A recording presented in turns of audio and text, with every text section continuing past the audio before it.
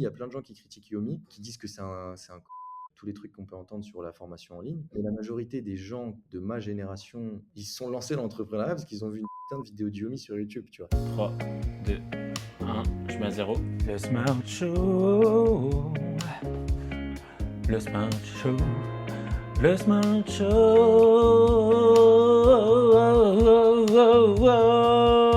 Le Smart Show. Bienvenue sur le Smart Show. Donc, j'ai créé le Smart Show car ça fait plusieurs mois que j'analyse et j'écoute des podcasts sur le marché. Je me suis rendu compte que quand il s'agissait de parler à des entrepreneurs de la création de contenu, les business en ligne, eh bien, on reste trop en surface. Alors que ces secteurs ont clairement les meilleures pratiques du marché quand il s'agit d'allier marketing, sales et communication. J'ai bossé plus de 10 ans dans la tech, LinkedIn, Salesforce, Meta. Et il y a 2 ans, quand on a créé notre agence Smart Funnel, on a pris littéralement une claque quand on a commencé à intégrer justement nos social funnels avec les secteurs du business en ligne. Et donc, ce qu'on est allé faire, c'est tout simplement d'aller chercher des personnes inspirantes sur le marché du business en ligne pour que justement ils puissent raconter qui ils sont, leur process et pour qu'on puisse directement aller potentiellement copier les bonnes pratiques qu'ils ont en place dans votre business et vous expliquer ainsi leurs résultats, leur histoire et leur bonne méthode à établir. Donc, voilà, aujourd'hui, on a Clément Vanier chez Smart Show. L'idée aujourd'hui avec Clément Vanier pour introduire ce petit épisode de podcast, c'était justement que tu puisses nous présenter un objet, quelque chose pour pouvoir démarrer. Qu'est-ce que tu nous as ramené? J'ai un peu peur, mais je pense que ça va être… Non, non, en vrai, j'aurais pu ramener des trucs plus drôles, mais du coup, c'est un objet qui, entre guillemets, fait partie de mon quotidien et qui a expliqué, alors avec des énormes guillemets, hein, mais mon petit succès à mon échelle entrepreneuriale. J'aurais pu te ramener un ballon de foot parce que ça me définit bien aussi. Mais c'est moins sur l'entrepreneuriat, enfin, du coup, c'est pas lié directement. J'aurais pu mettre une caméra, mais j'ai pris ça, une carte SD. Ok, ok. J'ai pris une carte SD parce que, en fait, on se rend pas compte, mais c'est le genre d'objet qui m'a causé énormément de problèmes, mais qui a aussi qui m'a permis d'en arriver là où je suis. Et c'est un objet qui est marrant parce que c'est une bonne métaphore pour ma carrière, dans le sens où il y a 4 ans, je savais pas ce que c'était ce truc-là, tu vois. Ok. Et aujourd'hui, je l'utilise tous les jours. Et j'ai dû apprendre à utiliser ce petit truc et apprendre son importance parce que j'ai tous mes business et tout ce qui a marché chez moi a eu un rapport avec la création de contenu. Et donc, ça, c'est ce que tu fous dans une caméra et ce qui enregistre ta création de contenu. Et donc, j'ai énormément d'histoires avec ces petits trucs, genre des très bonnes comme des très mauvaises, et des très bons souvenirs et des très mauvais souvenirs. Mais en tout cas, tout ce qu'il y a dans l'entrepreneuriat est très lié à cette carte. Et en fait, c'est une carte que je mets dans mon ordi, que je ressors quasiment quotidiennement et plusieurs fois par jour. Donc, je trouvais que c'était une bonne métaphore. Il y a plein de moments que je pourrais expliquer avec ça, mais bon, je trouvais que c'était un objet qui me représente pas mal et qui explique, entre guillemets, pas mal de choses que je fais, tu vois, dans ma carrière. Ok, c'est un très bon, je pense, objet pour introduire la suite. Et en fait, c'est assez, pour moi, touchant de t'avoir aujourd'hui pour de vrai, parce que en fait, tu as été l'un des premiers, en tout cas, personnes qui avait une des premières personnes avec un belle audience, donc on pourrait appeler un gros compte dans notre secteur à nous, qui nous a fait confiance au départ. Et je me posais la question, tu vois, avant d'arriver là, comment toi tu te définis, parce que quand on va sur ton LinkedIn, on voit que tu as une grosse XP sur la création de contenu. Comment, si je dois te mettre toi dans une case, c'est quoi ta case à toi? Footballeur? On me dit pas ça, mec. C'est pas possible. Non, ça c'était le cas avant. Bon, je le reste dans le cœur, bien évidemment, et dès qu'il s'agit de jouer au foot, je suis le plus heureux du monde. Donc oui, j'ai fait du foot plus jeune. Mais comment me définir? Putain, c'est une grosse question, c'est une question qui est difficile. Moi, je dirais que je suis un très bon communicant, tu Ok. vois. Je suis un très bon communicant et j'aime beaucoup raconter des histoires, tu vois. Et ce qui est cool et ce que j'ai découvert ces dernières années, c'est que j'étais plutôt bon là-dedans, à raconter des histoires et à bien communiquer. Et du coup, cette expérience, tu vois, je l'ai un peu, je l'ai monétisée en vérité. Donc en vrai, si tu me demandes de me définir professionnellement, du moins, je dirais, je suis un bon communicant et j'essaye de communiquer un maximum. Et par contre, c'est vrai que si j'ai pris la carte SD, c'est pour une raison très simple, hein, c'est que j'adore communiquer par la vidéo, par l'image et par le son, et pas par d'autres choses. Donc voilà. C'est une très bonne définition et je pense que tout le monde ne pourrait pas l'avoir. Donc, ouais, un bon communicant. Je t'ai envoyé une petite photo là. Je serais chaud que tu la regardes. Tu la vois Ouais, là? j'ai ouvert le WhatsApp à côté parce que j'ai shut down toutes les notifications pour pas qu'on soit embêté, sauf ta conf. Je viens de la voir là. Ok. Cette photo qu'on mettra au montage, elle explique pas mal de choses, je pense, puisque tu as parlé plusieurs fois du foot. Là, on est dans le Ouais. vif. Est-ce que quand justement tu étais dans le monde du foot, d'ailleurs, très chaud d'avoir un peu un récap sur à quel moment ça arrivait dans ta vie et puis on va arriver petit à petit de aujourd'hui, ce que tu fais, ton parcours. Mais est-ce que déjà de base, quand tu dis que tu es un bon communicant, est-ce que sur le terrain, toi, tu étais un bon communicant? Est-ce que c'était un skill que tu avais ressenti? Le pont, il n'est pas évident, mais je me demande si peut-être il n'y en a pas un, Ouais, tu vois. mais si, mais en vrai, ça fait sens. Bon, déjà, la photo, c'est une photo. À cette époque-là, j'avais 17 ans et en fait, je partais aux États-Unis parce que j'ai joué Ok, 4 ans là-bas aux États-Unis. Du coup, je suis parti à 17 ans de chez mes parents. Et tu vois, c'est une photo qui est marrante parce que je suis dans ma chambre. Je suis dans ma chambre d'étudiant, enfin d'ado, du coup, chez mes parents. Et c'est ouais, quelques mois avant de partir aux États-Unis. Et c'est une photo que j'envoyais à mon coach aux États-Unis avant de rejoindre le club aux États-Unis. Donc, bref, c'est une photo marrante. Tu vois, ça, c'est un peu une archive. Et je sais même pas où tu l'as trouvé cette connerie, mais ouais, elle j'ai est, mes contacts. ouais, mais elle est marrante et elle représente beaucoup, tu vois. Et du coup, par rapport à ça, je pense, en fait, le foot, moi, j'en parle souvent dans mes contenus et tout, donc ça, c'est assez facile de retrouver à quel point le foot m'a marqué et à quel point ça m'a forgé. Mais tu vois, par rapport à la question de être bon communicant, sur le terrain, j'étais plutôt le genre de personne qui parlait, tu vois. Genre, vraiment, si tu as un mec qui parle sur le terrain, je faisais, enfin, s'il y en a deux ou trois, je faisais partie de ces deux ou trois. J'ai, J'étais sur un terrain de foot et je suis toujours un énorme râleur. Alors vraiment, je râle, je me plains, j'argumente avec l'arbitre, enfin, et surtout avant, surtout quand c'était compétitif. Donc j'ai toujours eu cet esprit-là de parler, parler, communiquer, d'encourager, de m'énerver. Des fois c'était positif, des fois c'était négatif. De parler à mes coéquipiers, de leur dire fais-moi la passe là. En plus j'étais neuf. Et du coup, moi, mon seul objectif c'était de planter, c'était de marquer des buts. Ouais, Donc quand on me faisait une vieille passe, autant te dire que je pétais un plomb. Quand on me faisait pas la passe, je pétais un plomb. Je donnais tout le temps des conseils, etc. Donc ça se recoupe, tu vois. J'ai toujours eu l'habitude de m'exprimer. Et le terrain, bah voilà, tu es sur le carré vert, tu es, t'es un peu dans ta bulle, tu sais pas ce qui se passe derrière. Et donc je pense que oui, ça a aidé en tout cas au fait qu'aujourd'hui je m'exprime plutôt bien à l'oral et que je suis très à l'aise face à la caméra et même face à une audience. Je pense que ça a beaucoup joué, tu vois, le fait de s'exprimer sur le terrain. Donc c'est un ok. pont qui est faisable en vrai. C'est un pont qui est faisable. Ok, bah, je pense qu'il n'est pas évident de base, mais ouais, raconter effectivement comme ça, le numéro 9, c'est le buteur, c'est celui bah voilà, c'est celui qui fait la finition derrière. Donc, ouais, je me projette pas mal avec ce que tu me dis là. Par rapport à, bah, de footballeur à aujourd'hui, ton activité, pour les personnes qui ne te connaissent pas, est-ce que tu peux faire un peu un brief très rapide, parce que je pense qu'il y aurait pas mal à dire, mais sur, ok, bah, comment tu es arrivé aujourd'hui à ton activité. Je dois dire que tu es quelqu'un avant que tu commences à expliquer tout ça, qui a beaucoup d'humilité. Des gens bien dans le business en ligne, il y en a, mais toi, tu es clairement une des personnes à qui je pense directement quand on me dit, ok, quelqu'un de bon, dans la vraie définition de la bonté. Donc, ouais, très chaud d'avoir ton récap et mets l'humilité de côté. Vas-y, carton, tu peux y aller. Il n'y aura pas de carton rouge. Non, mais ça me fait plaisir parce que c'est un truc qui me tient à cœur, tu vois, que les gens disent ça de moi et pensent ça de moi parce que ça se perd dans le business. Enfin, ça se perd, je fais l'ancien là, comme si j'étais là depuis 40 ans. Mais en tout cas, moi, depuis que j'y suis, j'ai très rarement vu des gens bons, donc ça me fait archi plaisir. Euh, En gros, pour faire très vite la transition, moi j'ai joué au foot du coup de mes 17 ans à mes 21, ouais, 21/22 aux États-Unis. Avant ça, j'ai joué en France, donc j'ai fait voilà, ce que les gens appellent un centre de formation depuis mes 14-15 ans. Et je suis parti à 17 ans aux États-Unis, j'ai joué 4 ans là-bas. En fait, ce qui est cool là-bas, c'est que tu peux jouer et en même temps passer ton diplôme universitaire. Et donc, on te donne une bourse pour passer ton diplôme universitaire. Donc j'ai fait mes études là-bas jusqu'au master.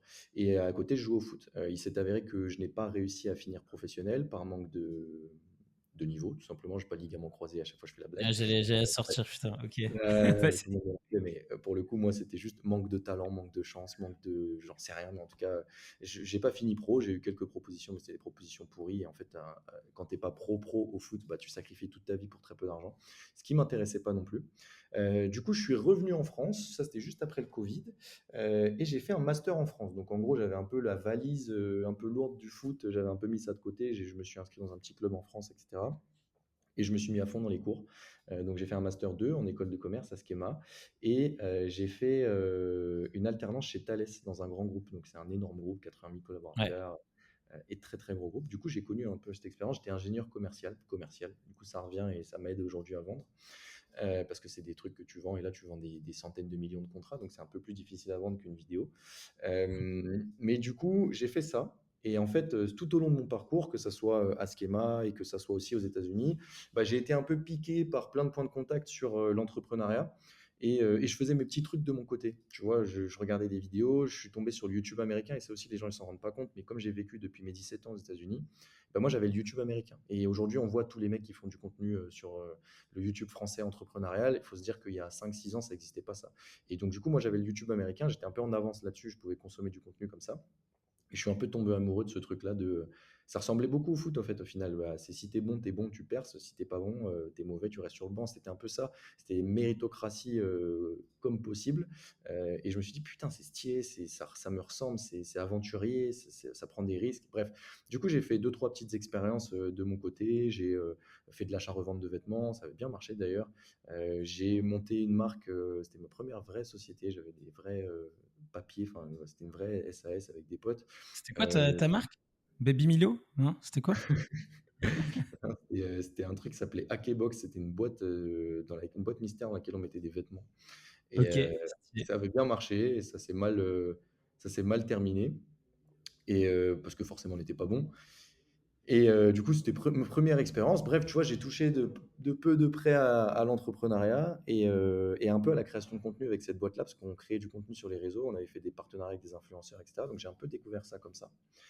Et après cette désillusion de cette première boîte, j'étais toujours en alternance et un jour, je me dis, putain, il y a TikTok qui arrive. Est-ce que je raconterais pas un peu mon histoire sur TikTok parce que je vois que ça buzz et que les mecs qui sont sur TikTok à cette époque-là, et c'était en 2020, donc dis-toi, il n'y avait que 5 créateurs sur le côté entrepreneuriat, business. Ok. Les mecs, ils faisaient du contenu pourri, ils faisaient des millions de vues, ils faisaient de la merde.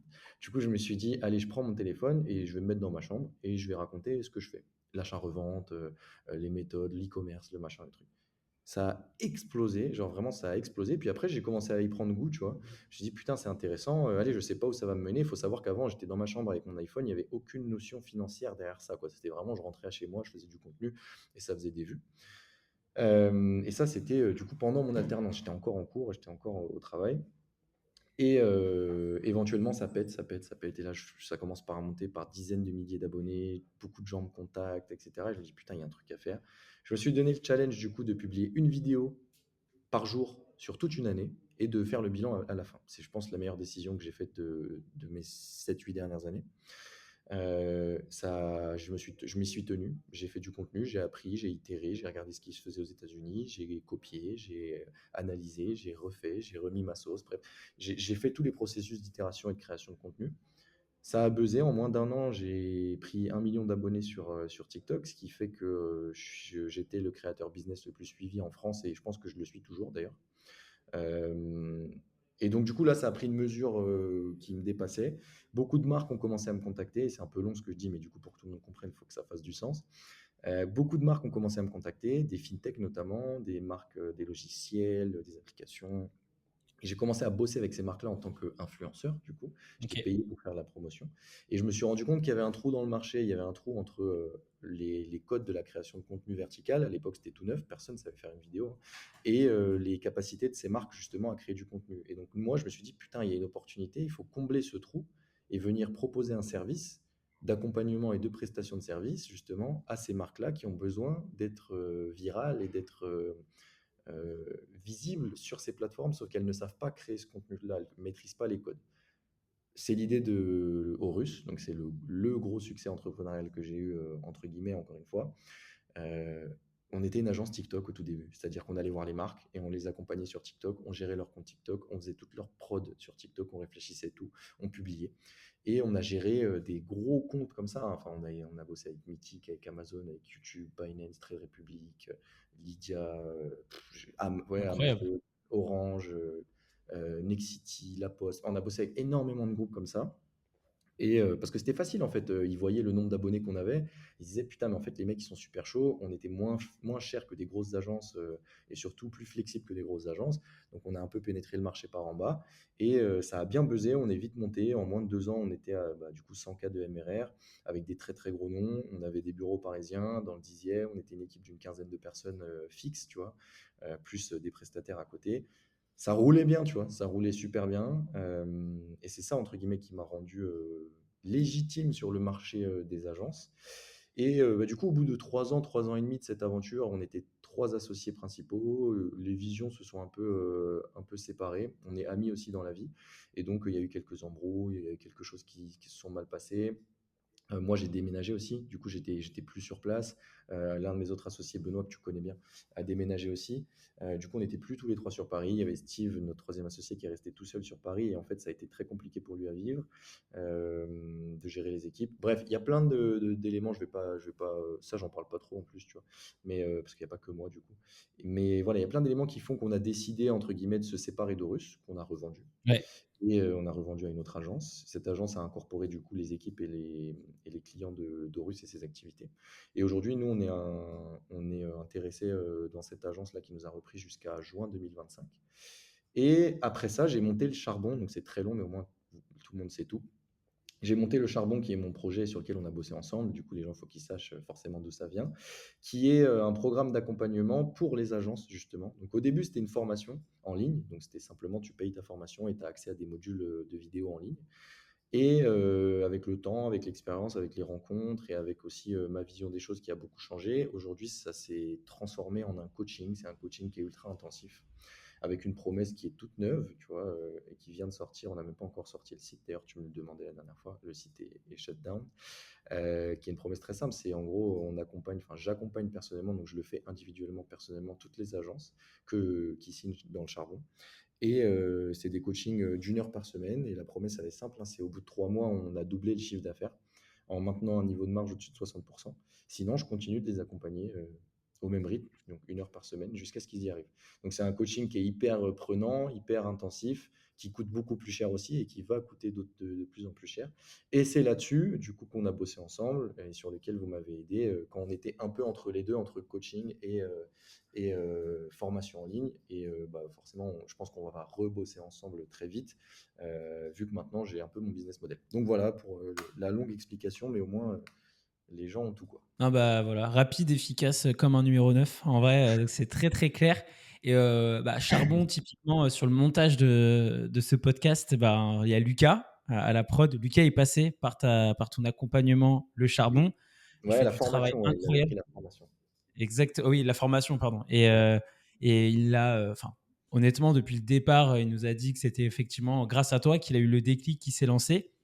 Toi, quel a été le moment déclencheur, ton déclic à toi, au moment où tu t'es dit, OK, c'est bon, là, je fais de la création de contenu, let's go. Maintenant, j'ai une agence justement qui fonctionne avec mes potes. Bah, je vais faire en sorte de là, je vais créer mon agence Le Charbon, qui du coup accompagne vraiment des entrepreneurs, des agences à se lancer. Ou justement aux personnes qui débutent peut-être dans le même parcours que toi pour se lancer avec une agence. C'est quoi le gros déclic au-delà de effectivement la partie un peu séparation qui arrive? Est-ce qu'il y avait quelque chose aussi Ouais, mais derrière, c'était avant. une volonté? Non, c'était en fait, l'idée du Charbon, elle est venue avant tous ces problèmes qui ont D'accord, précipité, entre guillemets, «la vente d'Horus». Donc du coup, c'est un truc qui vient avant ça. d'accord. Et d'ailleurs, les gens, souvent, ils me demandent la même question. Ils me disent: «Est-ce que c'est parce que tu as senti qu'Horus n'allait plus bien que tu as créé un autre truc?» Non, et c'est la vérité, j'avais déjà le Charbon en tête et d'ailleurs, le Charbon existait déjà au moment où on a revendu Horus, donc enfin, c'est logique. C'est juste que ça prenait pas la même forme. En gros, le déclic, après, je pense que c'est intéressant aussi, il y a le déclic d'Horus et il y a le déclic du Charbon. Le déclic du Charbon, de la création du Charbon, c'est simple, c'est que moi, je faisais du contenu et je parlais très souvent de ce qu'on faisait avec Horus. Parce que c'était ça mon contenu en fait. Très souvent, j'expliquais, bah, j'ai fait tant, et j'avais lancé d'ailleurs une série sur YouTube avec du building public où j'expliquais ce qu'on faisait, et cetera. Et avant même qu'on voit tous ces building publics actuellement, ça date d'il y a 3 ans ça sur ma chaîne YouTube, où j'expliquais: «Bah, on fait ça avec l'agent, j'ai fait tant ce mois-ci, et cetera». Et en fait, les gens kiffaient et je recevais des dizaines de messages de personnes qui me disaient: «Moi aussi, je veux me lancer, je veux faire une agence comme toi. Est-ce que tu peux me coacher?» et cetera. En vrai, l'idée, elle part de ça. Il y a pas, j'ai pas, je veux pas prétendre avoir inventé le business model du coaching, hein. L'idée, elle part de ça. C'est des gens qui m'ont dit: «Est-ce que tu peux nous coacher? Est-ce que tu n'as pas une formation? Est-ce que tu peux faire une formation?» Je me suis dit: «Oh putain, il y a une activité à lancer, il y a un marché, il y a une demande. Voilà, simple, précis, j'ai de la légitimité, je pense que je peux m'amuser». Et aussi, il y a un autre truc du coup qui m'a conforté dans cette idée, c'est qu'un jour, et alors ça, c'est une histoire de fou, un jour, l'ESCP, donc la numéro 3 des écoles de commerce en France, hein, Ouais. m'a appelé, donc une directrice de programme m'appelle pour que je vienne faire des cours à l'ESCP et que j'enseigne aux étudiants de Master 2 à l'ESCP certaines choses sur justement la création de contenu. Et là, je me suis dit, putain, j'ai fait cette expérience, je me suis dit, putain, c'est intéressant, je kiffe discuter avec les gens qui me posent des questions, que je les oriente, que je leur dise quoi faire, etc. Donc la pédagogie, c'est aussi venu comme ça et je me suis rendu compte que j'aimais bien ça. Pareil, au même moment, au moment de la création du charbon, on avait lancé une offre avec Horus, qui était une offre de formation qu'on a vendue à Mythic par exemple ou à Mazar ou à Orange, Ok. on a vendu aux trois. Et c'était une offre où en fait on venait coacher leurs équipes social media sur la création de contenu. Et du coup, pareil, tu vois, transmission, pédagogie, j'ai appris à travers ça et je me suis dit, putain, ça me plaît vraiment bien ce truc-là d'être payé pour transmettre. Et je me suis rendu compte que j'étais plutôt bon à ça parce qu'on me le disait. Je me suis dit, putain, il y a un truc, on me demande, je kiffe bien. Voilà, en gros, le Ouais, ouais, de déclic du ouf. charbon, il s'est fait par limite mathématiquement, tu vois. Ok, bah écoute, très clair. En soi, c'est ça, c'est tu as ressenti des petits signaux autour de toi et ben, petit à petit, effectivement, tu as commencé à t'y mettre à 200%. Je t'ai envoyé une petite Ouais, photo là. ouais, je viens de voir.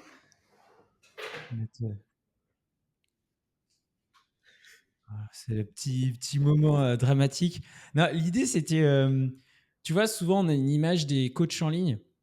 euh, et c'est vraiment l'objet aujourd'hui du Smart Show, de personnes qui sont vraiment là, make money, faire de l'argent à tout prix, pas structuré. Et il y en a. Toi, avant d'arriver peut-être dans ce monde où tu as pu rencontrer des coachs en ligne, des agences qui étaient très focus là-dessus, est-ce que tu avais un cliché sur ce monde-là que tu connaissais peut-être déjà bien, mais est-ce que tu avais des idées préconçues et qu'est-ce que tu penses, toi, finalement, du coaching en ligne, de la formation? Alors, en fait, moi, j'ai commencé l'entrepreneuriat avec ces mecs-là.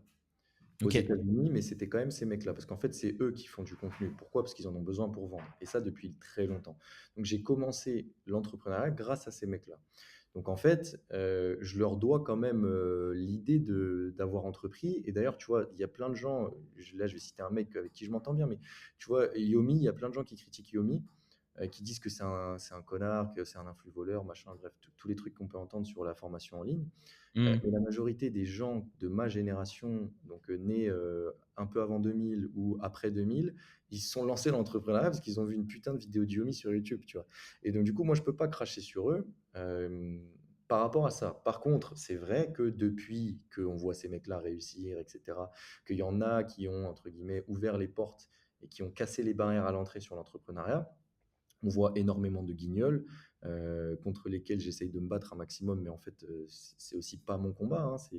C'est problématique. Moi, ça me dessert parce que très souvent, on m'associe à un arnaqueur ou à un influx voleur, tu vois, comme beaucoup le disent. L'image de vendeur de coaching ou de vendeur de formation en France, elle est terrible, peu importe la qualité de ce que tu fais. Donc, du coup, j'ai un peu une vision double sur cette industrie-là, dans le sens où il y a énormément de gens qui font les choses bien, mais il y a de moins en moins de gens qui font les choses bien. Tu vois. Et donc, du coup, bah, toutes les personnes qui font des choses bien, noyées dans cette mare de personnes qui font de la merde, bah, on se retrouve pénalisé. Et du coup, il y a une image, en fait, on associe cette image de coach et d'accompagnant à vendeur de rêves et je flex des Ferrari, des Lamborghini et des Rolex, alors que je suis un arnaqueur. Et en fait, les gens, ils mélangent tout. Ils mélangent tout et bah, du coup, bah, on en subit les conséquences parce qu'il y a des guignols. Mais ça, c'est vrai sur toutes les autres industries. On parle du coaching, mais si je te parle de la finance, c'est encore pire, tu vois. Si je te parle de la crypto, la crypto qui est un domaine très noble en vérité, c'est juste une manière d'investir, c'est juste une monnaie décentralisée. Ben, quand tu dis crypto en France, les gens, ils courent, tu vois. Enfin, donc c'est dans ouais. tous les domaines, il y a des gens. Mais ça, c'est aussi parce que la création de contenu est devenue accessible à tous que beaucoup de guignols se permettent de créer du contenu et donc de faire de la désinformation, tu vois? Ouais, clairement. Bah, en soi, dans ce que tu dis, moi, je te rejoins à 400%. Nombreux coachs en ligne pourraient mettre une énorme leçon à des head of sales de SaaS à plusieurs millions. Bref, je ne vais pas citer de nom dans certaines boîtes que j'ai bossé où il y avait une catastrophe en termes d'alignement, market sales ou même de management ultra toxique. Mmh. Et il y a énormément de coachs en ligne qui arrivent à supporter une charge de travail monumentale avec des équipes restreintes parce qu'en fait, ils ont la main dans le cambouis en permanence. Mmh. Et même quand ils font juste du coaching, eh bien, ils se posent toujours la question de qu'est-ce qui se passe sur la partie sales, qu'est-ce qui se passe sur la partie market. Et ça, même si tu es tout au-dessus, comme un Yomi ou Antoine, tu es obligé encore d'avoir des mains dans la partie opérationnelle. Et ça, c'est remarquable. Et effectivement, c'est dommage qu'il y en a certains qui prennent parfois la voix, qui parlent un peu trop fort et qui vendent derrière des mauvaises choses qui, du coup, impactent du coup, le travail des autres. Dernièrement, tu as du coup une petite transition que je trouve ultra intéressante. Aujourd'hui, du coup, si on souhaite un accompagnement de ton côté, Clément, qui est-ce que tu accompagnes? Qu'est-ce que tu peux mettre en place? Comment ça fonctionne? Ouais, bah, en vrai, c'est une transition, parce qu'avant, c'était une formation en ligne. Donc, comme je te disais, tu payais et tu avais accès à tes modules de formation en ligne qui étaient franchement, la formation en ligne, il y a attention, ça va paraître très peu humble, mais il y a pas mieux sur le marché francophone en termes de formation en ligne sur la partie, scaler son agence. Ça n'existe pas. Genre vraiment de très, très loin, je les éteins tous. Mais ça suffisait pas. Tu vois? Genre, j'avais pas les résultats que je voulais, j'accompagnais pas les personnes que je voulais accompagner et je me disais: «Putain, il manque quelque chose», tu vois? Et un jour, je suis tombé sur un mec qui s'appelle Mathis, avec qui je travaille énormément maintenant et à qui je dois la transition vers ce coaching. C'est la première agence qui, il a commencé, il était à 15K par mois en récurrent en tant que freelance un peu sous stéroïdes. Et c'est la première agence à qui j'ai proposé de faire du coaching, du vrai coaching. C'est-à-dire qu'on se posait toutes les semaines et je l'accompagnais pendant 1 heure et on déroulait toutes ses problématiques et je le débloquais. Et on suivait. Et je lui donnais des choses à faire de coaching en coaching. Et en fait, ça, ce modèle-là, ça a tout explosé, tu vois. Genre, on en a fait une série YouTube, etc. Mais de base, je pensais même pas que j'allais transformer le charbon en coaching. C'est juste que quand j'ai vu ce qui s'est passé avec lui, je me suis dit, putain, il y a un truc de fou à faire là. J'ai vraiment un impact parce qu'il est passé de 15, du coup, enfin, je crois 19 au moment où on commence la série Road to 100K. Le but, c'était de le faire passer de 19 à 100 000 euros de MRR en 6 mois. Et bah, il a vraiment fait, il est passé de 19 à 109 aujourd'hui sur le mois d'octobre et encore plus sur le mois de novembre. Donc, c'est assez fou. Et du coup, ça a validé mon modèle. Après, je l'ai fait avec d'autres agences, mais j'en parlais pas. Je continuais à vendre le charbon en mode formation en ligne. Et d'un autre côté, j'accompagnais d'autres agences pour voir si le modèle était validé. Pareil, j'ai eu de top résultats avec d'autres agences. Et je me suis dit, putain, il y a un truc à faire, let's go. Donc aujourd'hui, à quoi ça ressemble? C'est un accompagnement sur 3 mois, donc 12 semaines, 90 jours, on l'appelle comme on veut. Quoi qu'il arrive, c'est un accompagnement sur lequel je suis des agences qui sont à minimum entre 3, 4 et 10K par mois. Je les suis au rythme d'1 heure par semaine minimum, plus il y a des tâches, des choses à faire, des implémentations à mettre en place entre chaque coaching. Ils ont aussi un suivi sur WhatsApp, pas 24 heures sur 24, mais en gros, ils ont mon numéro WhatsApp et dès qu'ils ont une question, ils me la posent. D'ailleurs, les agences qui marchent le mieux dans le charbon, c'est les questions qui me posent toutes, enfin, c'est ceux qui me posent toutes leurs questions Ouais, bien sûr. sur WhatsApp, parce que je les débloque rapidement. Et voilà, hein, et après, la promesse, je l'avais un peu dit tout à l'heure, mais c'est celle-ci, c'est en gros, au bout des 3 mois d'accompagnement, moi, je promets d'avoir doublé le chiffre d'affaires en gardant une marge de 60%. Et si ce n'est pas le cas, bah, je continue à les accompagner à la même fréquence et à la même intensité jusqu'à ce qu'ils y arrivent. Donc aujourd'hui, ça ressemble à ça.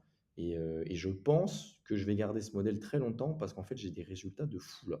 La seule question que je vais devoir me poser, c'est si je veux vraiment scaler, est-ce que je scale par le prix? Du coup, je vends un accompagnement qui va devenir très très cher.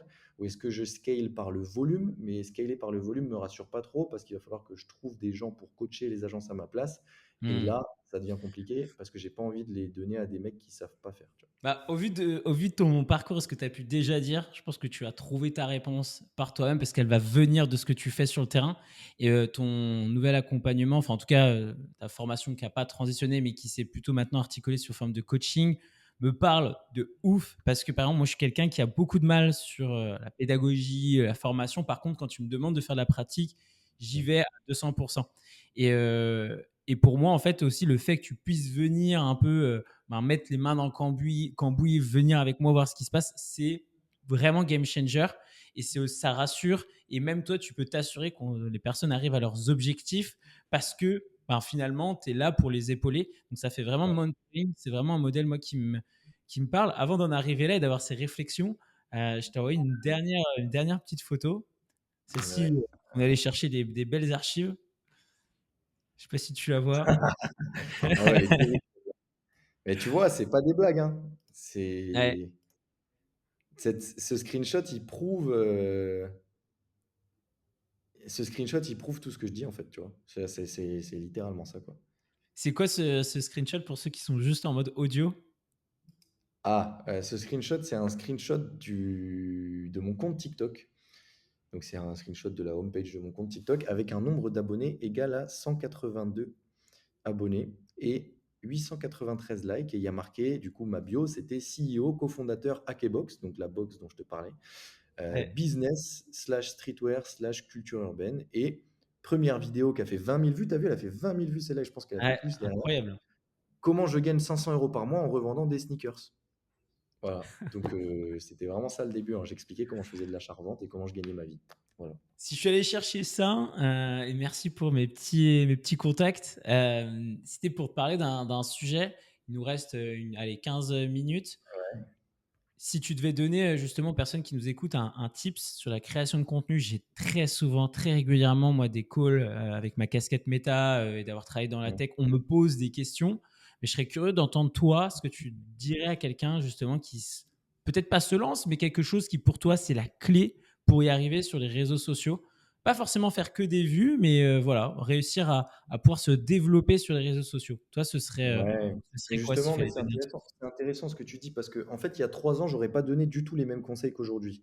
Avec le recul que j'ai, l'expérience et surtout avec ce qui se passe sur les réseaux sociaux. En gros, ce qu'il faut que les gens comprennent, c'est qu'à l'époque, pour se lancer sur les réseaux sociaux et être performant sur les réseaux sociaux, il fallait juste comprendre ce qui marche, faire une chose que les gens ne font pas et le faire de manière bourrin, c'est-à-dire répéter, répéter, taper la tête dans le mur et faire des contenus tous les jours. C'est ça qui m'a fait percer. Aujourd'hui, je donnerais un conseil complètement différent puisque les barrières à l'entrée sont beaucoup moindres, tout le monde fait du contenu. La dernière fois, j'étais dans la douche et dans la douche, j'ai des réflexions, moi, à chaque fois, bref. Et je me disais, je ne sais pas combien de millions de contenus sortent par catégorie de contenu par jour sur les réseaux sociaux, sous ce format vertical, etc. Parce qu'aujourd'hui, c'est le format qui est le plus regardé. Et de toute façon, les algorithmes, ils vont finir par supprimer les statiques, j'en suis quasiment sûr. Ils veulent que de la Mmh. vidéo. Donc, du coup, le conseil que j'ai à donner et que j'applique moi maintenant, c'est de ne plus regarder, et je sais que c'est compliqué, mais de ne plus regarder ces métriques qui sont des métriques qu'on regardait avant. Les métriques de visibilité et pas les métriques d'impact. Et ce que je veux dire par là, c'est que quand tu commences maintenant ou quand tu n'es pas bon maintenant et que tu essaies de devenir bon, il ne faut pas tenter, mais alors ça n'a aucun sens d'être visible. C'est pas du tout ce qu'il faut faire. C'est bien d'avoir des vidéos qui marchent, c'est bien de faire des vues, etc. Mais en fait, ce qu'il faut aller chercher, c'est pas ces métriques de visibilité, c'est les métriques d'impact. C'est qui regarde la vidéo, qu'est-ce que tu dis à cette personne-là spécifique qui regarde la vidéo, et quel est ton objectif lorsqu'elle regarde cette vidéo, tu vois. Et c'est ces trois questions-là qui sont des métriques d'impact qu'il faut regarder. Et moi, aujourd'hui, tu vois, j'ai 1,8 million d'abonnés sur TikTok, je fais des vidéos, elles font 5000 vues. Mais j'en ai rien à foutre. Tu vois. J'en ai vraiment rien à foutre. Pourquoi? Parce que je sais que demain, tu me dis fais 2 millions de vues, mais je vais sur le trottoir d'à côté, je l'ai fait les 2 millions de vues. Je fais un concept débile, je comprends les réseaux sociaux, j'ai fait des milliards de vues, je pense, dans ma carrière. Je sais quoi faire. Mais c'est juste, ça va être des métriques de visibilité. Mais moi, les questions qui m'intéressent maintenant, c'est qui regarde, qu'est-ce qu'elle sort de cette vidéo et où est-ce que je veux l'amener. Et donc, du coup, il faut réfléchir avec ces métriques d'impact et non plus ces métriques de visibilité, parce qu'en fait, les barrières à l'entrée aux réseaux sociaux sont inexistantes actuellement. Tout le monde peut faire des contenus, et donc, quoi qu'il arrive, c'est très, très compliqué d'aller chercher de la visibilité. Et tu finis par te prostituer. Quand je dis te prostituer, c'est juste donner une image de toi qui n'est pas la tienne, juste pour courir après ces métriques de visibilité. Alors qu'au final, c'est plus ce qui importe. Aujourd'hui, bah, comme je disais, j'ai 1,8 million sur TikTok, des fois je fais 5000 vues. Et il y a des comptes qui ont 2 abonnés qui font des millions de vues. En fait, les métriques d'abonnés, de vues, etc., elles ont plus d'importance. Vraiment. En tout cas, businessment parlant. Tu vois. Sauf si tu veux devenir influenceur, là oui, techniquement, il faut faire des vues. Tu vois. Mec, bah, en vrai, c'est très bien dit. J'ai des petites surprises comme ça au Ouais, montage. Non, en vrai, c'est très bien dit. C'est ce que j'essaie de véhiculer, la course aux followers, la course à la visibilité. C'est voilà, c'est plus dans les tendances. Et d'ailleurs, les algos sont en train de changer là-dessus, sur plutôt, OK, est-ce que les gens regardent toute ta vidéo? Qu'est-ce ouais, qui se passe derrière? Est-ce qu'ils s'engagent dessus? Enfin, de toute façon, même la plateforme de plus en plus se redirige, en tout cas, va sur une transition. Je pense que ça mériterait clairement de faire un podcast dédié sur la OK. création de contenu là-dessus. Ce serait avec un grand plaisir qu'on pourrait se refaire Ouais, ouais. un petit épisode sur ce sujet. Je voulais parler justement de la partie IA, du coup, Smart Funnel, mais IA au global. Avant de parler de Smart Funnel et ce qu'on a pu faire ensemble, toi, quand tu t'es lancé avec nous au tout départ, genre, est-ce que tu avais déjà entendu parler justement de IA sur les réseaux sociaux? Pourquoi tu t'es lancé avec nous? Tu es quand même, on l'a compris, quelqu'un de très éduqué sur la partie contenu. Pourquoi, du coup, pour toi, ça faisait sens de mettre de l'IA sur tes réseaux sociaux? Ouais, alors, l'IA, moi, je suis pas un énorme crack dans ce qui est l'IA au global. Par contre, je comprends l'importance et je comprends la logique derrière tout ça. Il faut savoir aussi que moi, sur le charbon, bah, c'est pas vraiment un associé, mais je le considère vraiment comme un associé, Benoît, qui a lancé le projet avec moi, hein. Donc, il connaît le charbon autant que moi. Et lui est très branché sur ces outils-là. C'est un peu le mec un peu tech, grosse du coup de nous deux. Et ça l'a toujours été puisqu'il est associé avec moi sur Horus. Et là, il est vraiment associé avec moi sur Horus. Et lui, il est très adepte de ces outils-là. Et en fait, on s'est rendu compte que l'IA pouvait venir boucher des trous que nous, on ne pouvait pas boucher. Tu l'as dit tout à l'heure, en fait, on est dans une industrie où on ne fait pas énormément d'argent et on a des problématiques de marge parce qu'on n'est pas des énormes entreprises. Et donc, du coup, on a des petites équipes restreintes et on ne peut pas aller payer des mecs en CDI 3 000 euros par mois à tir larigot sur des postes qui ne sont pas vraiment importants, comme le peuvent les grands groupes, hein. C'est triste ce que je dis, mais c'est ce qui se passe. Du coup, nous, on cherche toujours des petites méthodes pour aller optimiser du temps, être là où on ne peut pas être nous. Et en fait, l'IA et votre solution en particulier est arrivée sur un truc que nous, on ne pouvait pas combler, on n'avait pas le temps de combler, c'est-à-dire, je vais le dire de manière très large encore une fois, mais le traitement des leads, la qualification de ces leads, et en fait le pouvoir d'automatiser tout ça et de nous faire un espèce de filtre automatique et humanisé du coup, parce que c'est ça qui m'a plu dans votre approche aussi. C'était totalement ce dont on avait besoin parce qu'à l'époque on traitait un volume de leads qui était conséquent, on faisait de la publicité, c'est plus le cas actuellement, mais on en faisait. Et donc, du coup, bah, tu attires forcément des touristes, mais tu attires aussi des gens qui sont hyper intéressants et intéressés par ton produit. Et donc, vous, votre solution, elle arrivait vraiment pile entre les deux parce qu'en fait, ces gens-là, ils arrivaient en volume, on ne pouvait pas les traiter et on ne pouvait pas bien les traiter. Alors qu'en fait, bah, vous, votre solution, c'était juste du plug and play et ça traitait tout ce volume-là, ça le filtrait et ça nous donnait uniquement les personnes intéressantes et intéressées. Voilà. Ok, très clair. Et du coup, quand tu t'es lancé, ouais, tu t'es dit ça va filtrer les choses. Est-ce que tu as été surpris de certaines choses par rapport à des clichés que tu avais sur l'IA? Enfin, Ouais, quels ont ouais, bah, été tes. dans notre cas à nous et dans votre cas, c'est de l'IA conversationnelle, tu vois, c'est à quel point l'IA est capable d'entretenir une conversation, à quel point l'IA est capable de comprendre un humain qui écrit sur un téléphone en termes d'orthographe et de tournure de phrase, des fois ça bug un peu. Et du coup, ce qui m'a surpris, c'est ça, c'est la capacité de l'IA à être humanisée, tu vois, à être humanisée, humanisante, je sais pas dans quel sens on le dit, mais tu vois, c'est cette capacité à ce que vraiment on ait l'impression que ça soit, bah, du coup, on avait dit que c'était Benoît qui parlait, nous, que ça soit Benoît qui parle et que ça soit vraiment un humain derrière qui s'occupe vraiment du charbon. Et d'ailleurs, il y a très peu de gens qui nous ont cramé. Je pense qu'il y a 10% des gens qui ont compris que c'était une IA, ce qui prouve que la puissance conversationnelle du truc est assez folle. Donc c'est le truc qui m'a surpris et c'est le truc qui m'a fait acheter votre solution en vrai, tu vois. Très clair.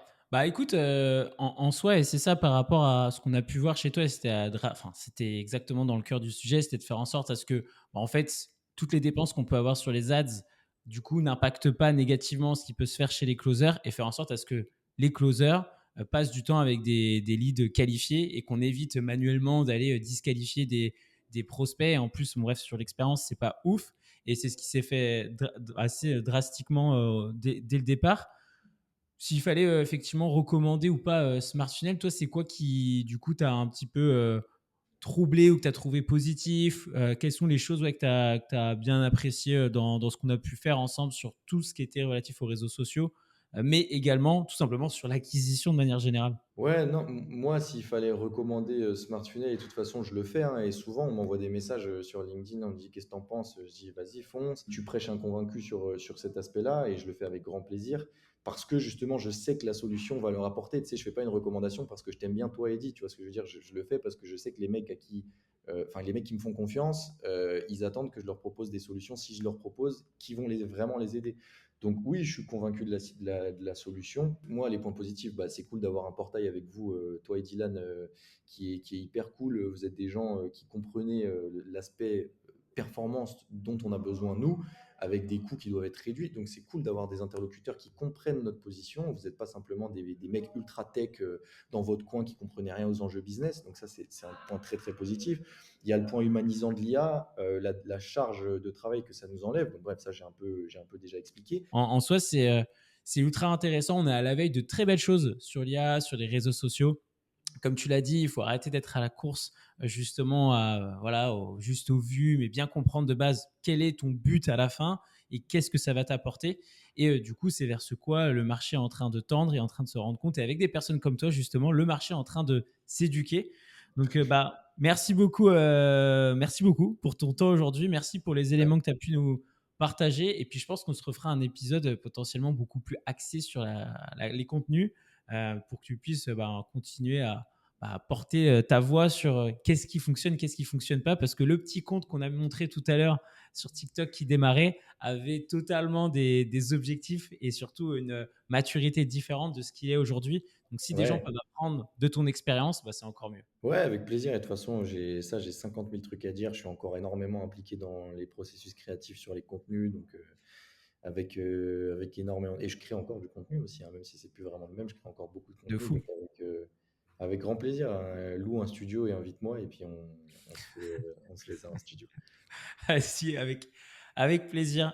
Juste, où est-ce qu'on peut te retrouver avant qu'on se laisse sur les réseaux? Bon, Clément Vanier, de toute façon, je pense sur toutes les plateformes. TikTok aussi, c'est Clément Vanier? Ouais, tout est à mon nom, prénom, donc ouais, Clément Vanier partout. Et après, le moyen enfin, de communiquer avec moi le plus facile, ça reste quand même LinkedIn. LinkedIn. Ok, très bien. Merci. Bon call à toi. Il me semble que tu as un call Ouais, juste après. merci. Donc, merci à toi et puis bonne journée, man. Salut. À bientôt. Ouais, on se tient au courant. À Ciao, plus. ciao.